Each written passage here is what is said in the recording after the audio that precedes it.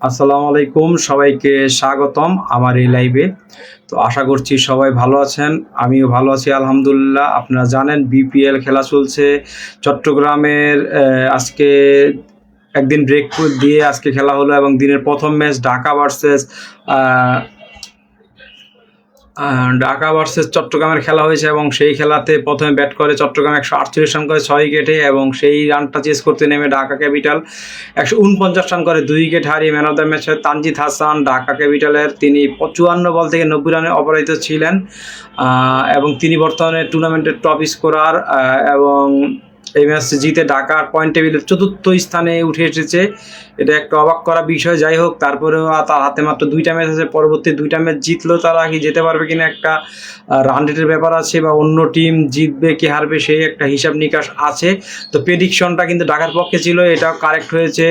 এবং দিনের দ্বিতীয় match fortune Barishal versus Khulna টাইগার্সের ছিল এবং ফরচুন বরিশাল আগে ব্যাটিং করে 167 রান করে এবং খুলনা টাইগার 160 রান করে 20 ওভার থেকে 6 উইকেট হারিয়ে তারা ম্যাচটি 7 রানে হেরে যায়। এবং এই ম্যাচ থেকে আমরা যা দেখলাম যে একটা টিমকে শুধু ডিফেন্স করলেই হয় না, মাঝে মাঝে উইকেট বিলিয়ে দেওয়াটাও দরকার আছে, কারণ দ্রুত রান করে যদি উইকেট পড়েও যায় সেক্ষেত্রে কিন্তু লাস্ট মুহূর্তে চার্জ করে ম্যাচ জিতা যায়। কিন্তু যদি ডিফেন্স করে বল শেষ করে ফেলা হয় এবং পরবর্তীতে শেষ মুহূর্তে গিয়ে বেশি রান জোগাড় করতে হয়, সেটা করা অনেকটাই কষ্টসাধ্য হয়, যেটা হয়েছে আজকে খুলনা, যার কারণে বরিশালের সাথে জিততে পারলো না। এবং পয়েন্ট টেবিলের যা অবস্থা তা দেখা যাচ্ছে, রংপুর রাইডার আছে 1 নম্বরে, 8 ম্যাচ খেলেছে, 8 জয় নিয়ে 16 পয়েন্ট।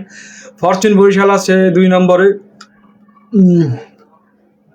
8 ম্যাচ খেলেছে, 6 জয় 2 পরাজয়, 12 পয়েন্ট নিয়ে 2 নম্বরে। চট্টগ্রাম কিংস তারা 9 ম্যাচ খেলেছে, 5 জয় এবং 4 পরাজয় নিয়ে 10 পয়েন্ট নিয়ে আছে 3য় স্থানে। ঢাকা ক্যাপিটাল 10 ম্যাচ খেলেছে, 3 জয় 7 পরাজয় নিয়ে 6 পয়েন্ট নিয়ে রান রেটের কারণে আছে 4র্থতে। খুলনা 8 ম্যাচ খেলেছে, 3 জয় এবং 5 পরাজয় নিয়ে 6 পয়েন্ট নিয়ে রান রেটের কারণে আছে 5মে। দুর্বার রাজশাহী 9 ম্যাচ খেলেছে, 3 জয় এবং 6 পরাজয় নিয়ে এবং 6 পয়েন্ট নিয়ে আছে 6ঠতে রান রেটের কারণে। সিলেট স্ট্রাইকার তারা 8 ম্যাচ খেলেছে, 2 জয় এবং 6 পরাজয় 4 পয়েন্ট নিয়ে 7ম স্থানে আছে। তো আগামীকাল 2টো খেলা আছে। দিনের প্রথম খেলা দুর্বার রাজশাহী ভার্সেস রংপুর রাইডার। তো দুর্বার রাজশাহী এবং রংপুর রাইডারের কাছে আমি চোখ বন্ধ করি রংপুর রাইডারের কাছে যাব, এবং তারা যদি জিতে তো ভালো জিতবে, কারণ তারা টানা 8টা ম্যাচ জিতেছে। এবং যদি তাদের উইনিং ট্র্যাক ব্রেক করে দুর্বার রাজশাহী, তাতেও আমার সমস্যা নেই, আমার প্রেডিকশনটা রংপুর রাইডার পক্ষেই যাবে। কারণ এখন পর্যন্ত যা খেলার ধরন দেখেছি বা টিমের অবস্থা, team speed, global T20 cup champion হওয়া থেকে শুরু করে ওই সময় প্রথম 2টা ম্যাচে ভালো খেলেছে, একটা ম্যাচ টাই করেছিল এবং পরের 3 ম্যাচ জিতে চ্যাম্পিয়ন হয়ে আসছে। এবং বিপিএল এ টানা 8টা ম্যাচ জিতেছে এবং একটা ম্যাচে তারা লাস্ট ওভারে 26 রান করে জিতে বরিশালের বিপক্ষে, এবং লাস্টে খুলনার সাথেও একটা ম্যাচ তারা মাত্র 23 রান, 18 বলে বা 17 বলে 22 রান লাগতো, সেই রানটা নিতে দেয়নি খুলনাকে, তারা ম্যাচ জিতেছে। তো তাদের পক্ষে প্রেডিকশন করা যায়। আচ্ছা, আনামুল হক হচ্ছে উইকেট কিপার ব্যাটসম্যান খুলনা টাইগারের, খুলনা না, দুর্বার রাজশাহীর। আকবর আলী ব্যাটার, আরাফাত মিনহাজ হচ্ছে bowler, Billal Khan bowler, Ryan Burl allrounder, Miguel Cummins bowler, Nathan Edward bowling allrounder, Hasan Murad bowler, Zisan Alam bowling allrounder, SM Mehrab allrounder, Mehrab Hossain, Mizanur Rahman batter, Mohammad Haris wicket keeper batter, Mohor Sheikh, Mrittunjoy Chowdhury 7, Nasim, Sabbir Hossain, Salman Mirza bowler, Lahiru Samarakoon allrounder, Shafiul Islam bowler, Sanjamul Islam bowling allrounder, Taskin Ahmed bowler, Yasir Ali middle order batter. Rangpur Rider squad আপনারা জানেন হয়তো, বা তারপরে বলছি।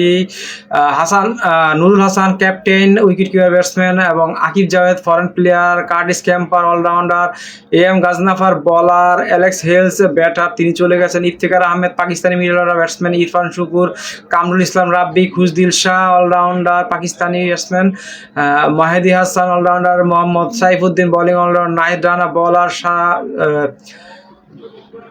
সৌরভ নাটবালকার, বিদেশ player Rakibul Hasan, bowling all rounder Rezaur Rahman Raja, bowler Saif Hasan all rounder, Soumya Sarkar all rounder, Stephen Taylor opening batter, Taufiq Khan wicket keeper batter.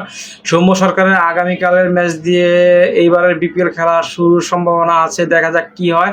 এবং দিনের দ্বিতীয় যে ম্যাচ সেটা হবে 6:30 খেলা হবে, Khulna tiger versus Sylhet striker. তো এই দলের এই ম্যাচে প্রেডিকশন করবো আমি সিলেট স্ট্রাইকারের পক্ষে। এবং squad: Khulna Tiger Mehedi Hasan Miraz, captain Abu Haider, Afif Hossain, Lewis Gregory, Hasan Mahmud, Imrul Kayes, Mahfuzur Rahman Rabbi, Mahidul Islam Ankon, Mahmudul Hasan Joy, Mohammad Hasnain, Mohammad Naim, Mohammad Nawaz, Nasum Ahmed, Oshane Thomas, Ziaur Rahman.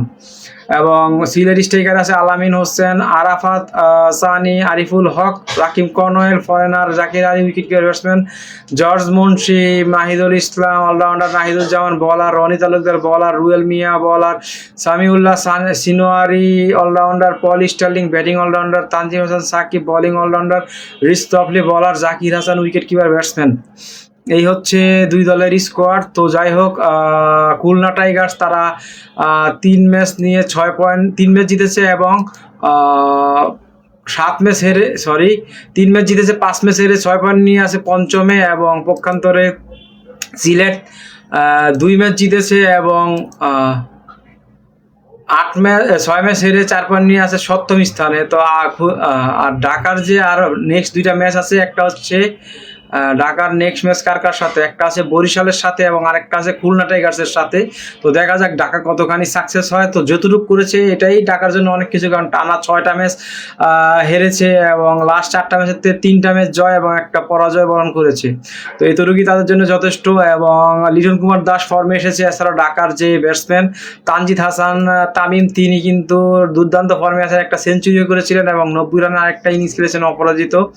তো টপ রান গেটারের ভিতরে কিন্তু তার নামই আছে এই বিপিএলে।